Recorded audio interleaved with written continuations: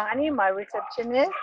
I found her in Mutiara Hotel. She was thrown away and she hid in the hotel, near the hotel. And when I was on the place to visit the place, I found her. And since that time, she's on my place. She's the only one that is not in. She likes to be outside. This is why we call her the receptionist. She welcomes everybody and she's very friendly.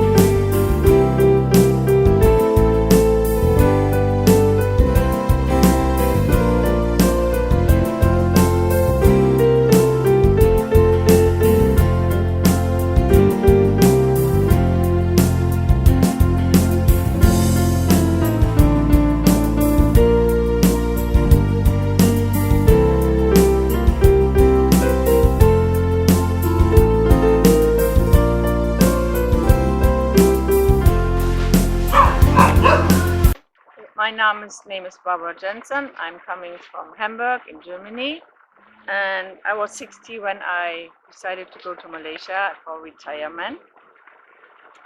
And then, unfortunately or fortunately, I found my first street dogs on the road, and I was really shocked when I heard how they treated the small dogs here. And there were two puppies, and because I couldn't take them to my apartment, and they don't allow it, the management wouldn't allow it, so I decided to sell my apartment, and I went to a rented house.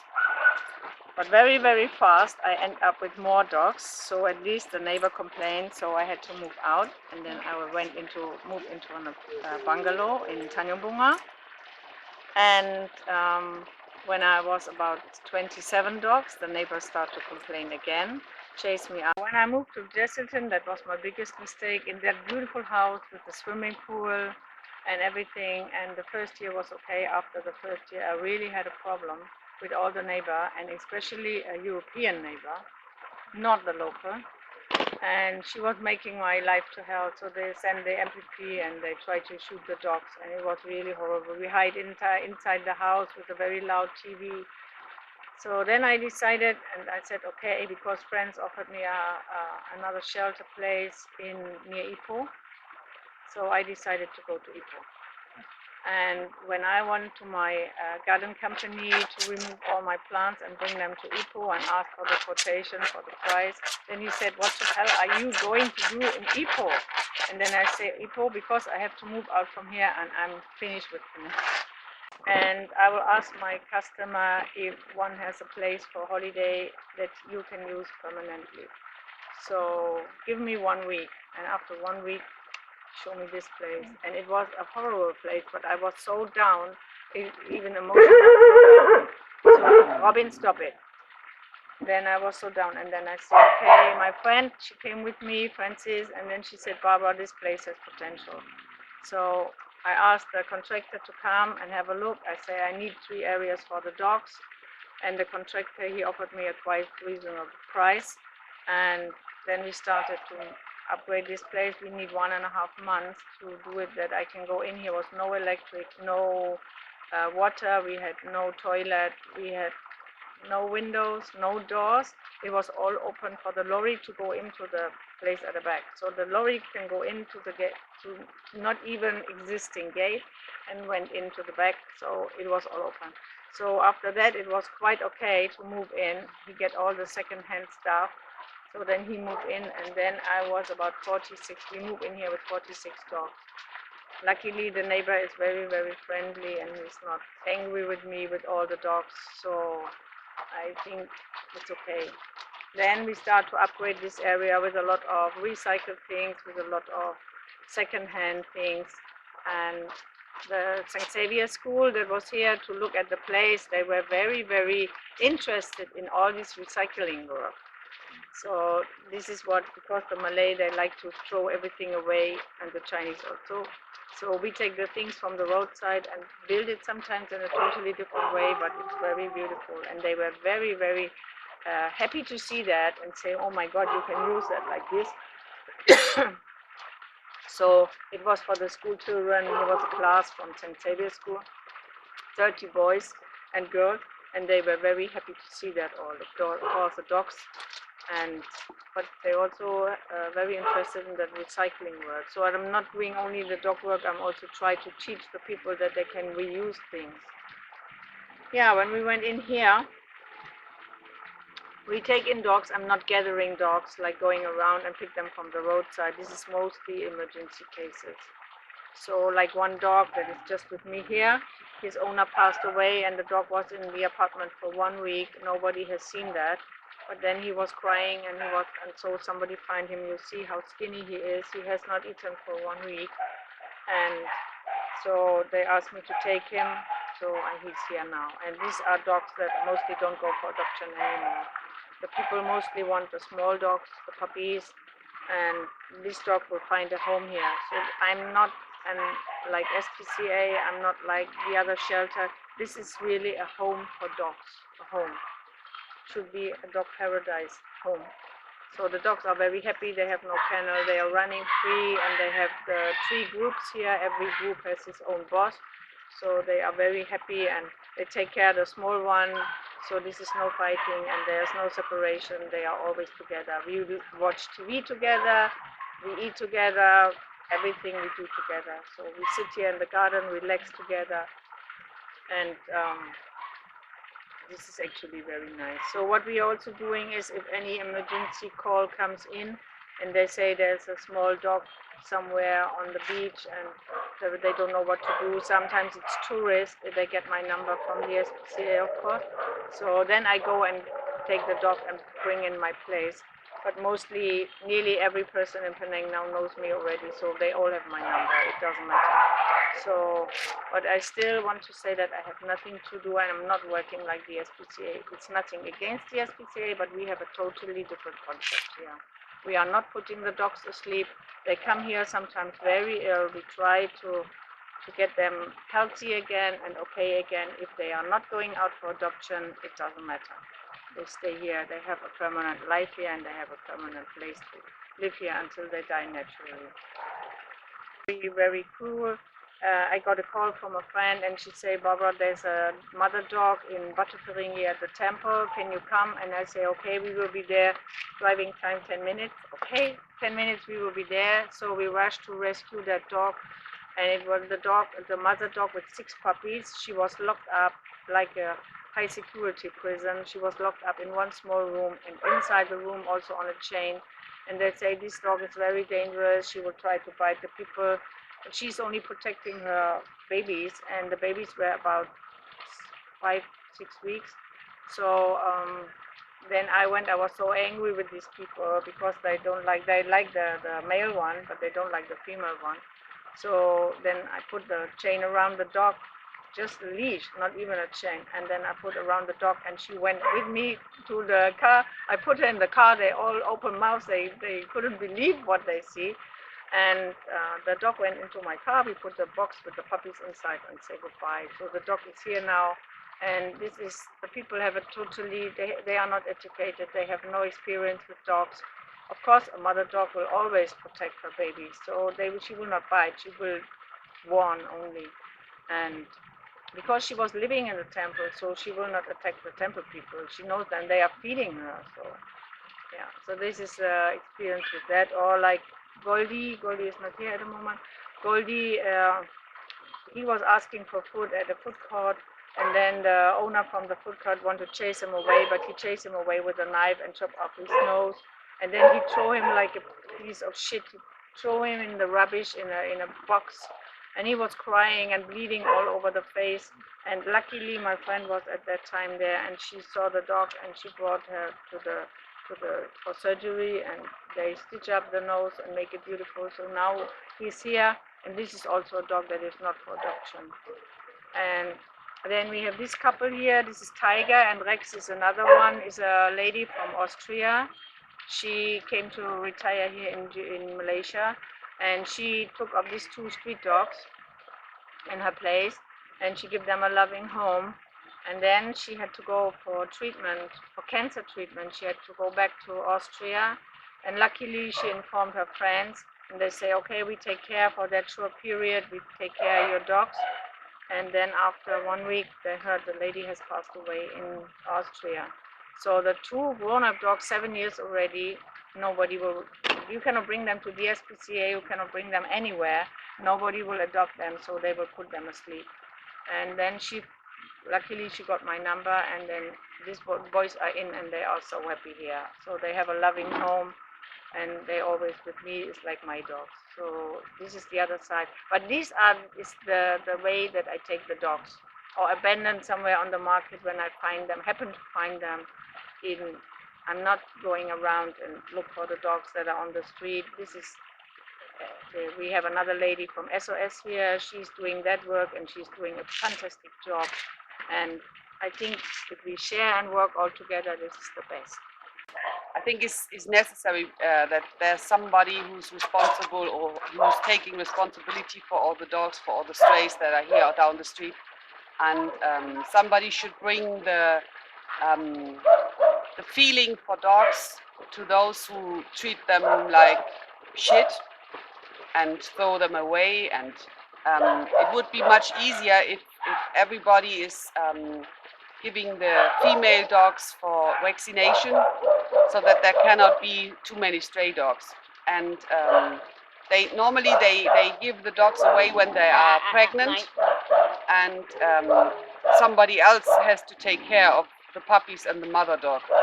And in the beginning, for me, it was okay. But becoming more and more dogs is it's hard to stand for me because it's completely different to how we live in Germany. And if you have dogs in Germany, the maximum you have around 3 dogs. That is also is already a big amount of dogs. And I tried to change something because we tried to make a homepage, we tried to make advertisement for getting these dogs adopted, but at one point we could not save any dogs anymore, and this is why she had to move out. And you cannot imagine. I always say, do not take more dogs, and it's easy to say, but it's so hard to handle because someday in the night they even drop a box full of puppies beside the fence, and when she already lived here, I said, no more dogs, no more dogs. This is what we always say. This way, when you are going down the street and you find a very, very skinny dog, then you take this dog and then you bring it to the property, and then we go for lunch. Then I said, okay, unfortunately, I have to tell you something. And she asked, oh, one of my dogs passed away. No, what else happened? Found a new one. And then she was laughing because I always say, do not keep more dogs, do not keep more dogs. And then I brought my own dog, the first. So it's on one side is theory and on the other side is practice. And the only thing I hope for her is that a lot of people see this interview, a lot of people recognize that there should be somebody who's taking care of all these dogs, and that these people or the others, people who are not willing to take care of dogs, should know that they have a problem here. And the problem is that they have only the RSPCA that is keeping a special amount of dogs, and if they are too much, they kill the oldest one. And is no solution. And you cannot. It's very very easy, but it's not a solution. And they have to have a solution for future time. And for me, the only solution would be that they go down the street and catch all the female dogs, get them spayed, get them spayed, and then perhaps put them down to the street again. That would be, of course, that would be a reason, or no, would be a solution. But killing these dogs is no solution at all. And for I think so 4-5 years, I always said I will never ever have any dog in my home. And the explanation always was because she's having all the dogs the whole family could ever have. But then in I think it was 2009 or 2010, I found a dog down the beach where I live when I'm here, and that dog was stop that. In the beginning, that dog was just jumping around me, and we went down the beach in the morning and in the afternoon, and then later during the night. That dog stood with me. And in February, this year in February, the dog decided not to eat and not to drink anymore because she wants to live together with me. So my mother called me 2 weeks after the first day, no, 2 weeks after my departure. She gave me a call and she said, oh, we have problems with your dog because the dog is not willing to eat anymore. Of course, now it's starting again, but there has to be something else. And I said, okay, so try for vaccination. She had to bring that dog for vaccination, and if it's finished, then I will come and pick up the dog and take the dog to Germany. And this is what I did in May, and it took around 52 hours for that dog because they picked the dog up in the night on Wednesday, and Thursday around 7 o'clock in the evening they let the dog out for only half an hour, and then they put him back into the kennel, and then on Friday afternoon we arrived in Germany. And since that time, I have my own dog, although I never wanted to have one. But you cannot imagine how the feeling is when you see one of these dogs always so close to you, and uh, deciding not to live free, not to live down the beach, not to play around with others, than to be only together with you. And then you cannot stand there and go, no.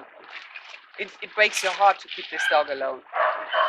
So I can imagine how she's feeling when a new one is coming here, and they give her a call and they say we found a puppy, or we have found a stray that is so skinny and is near to death, and I know what she's feeling now. So I think I have a lot of respect for what she's doing here, because it is completely different to the way of living she had in Germany, but it's her decision to do it this way because there's nobody else who's doing it.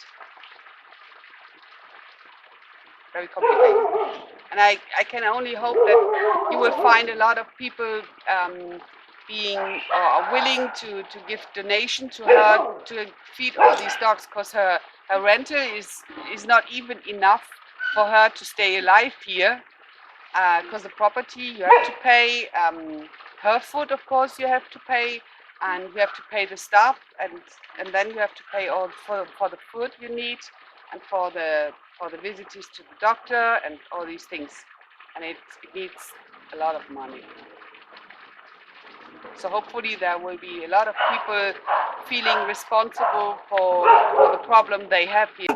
The reason this is a very big part of my 200 family members. So they all have 4 legs and furry, furry animals, little one. And this is the reason why I cannot go back, because the family is in desperate need of my person here. Because these dogs are found on the roadside, abandoned, or simply put into the drain, or just thrown on the roadside. So they need a home, they need love and care, and of course medical care, spaying for the female so this will not explode here. But they are so happy and so thankful.